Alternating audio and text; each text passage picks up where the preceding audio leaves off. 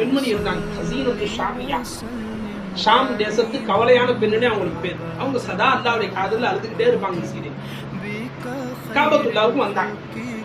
வந்தவர்கள் காபாவை பார்க்கும் போதெல்லாம் ஹாதா பைத்து ரப்பி, இது என் ரப்புடைய வீடு, ஹாதா பைத்து ரப்பி, இது என்ன என் ரப்புடைய வீடு, என் ரப்புடைய வீடு என்று சொல்லிக்கொண்டே அழுதுகிட்டே இருந்தாங்க. காபாவுடைய கதவு திறக்கப்பட்டுச்சு. மக்கள்லாம் உள்ள போனாங்க. இந்த அம்மா உள்ள போயிடுச்சு. உள்ள போய் உள்ள நின்று அழுது, குர்ரத்து அயுனி, என் கண் குளிர்ச்சியே, என் இதே காவலனே, மத்தா தகூனு முலாகாத்துனா, நாம் இருவரும் என்று சந்திப்பது என்று அந்த பெண்மணி அழுதுட்டு உட்காந்துருக்காங்க. சூஃபியாக்கள் எழுதுறாங்க, வெளியில அந்த அம்மாவுடைய ஜனாசா தான் வச்சு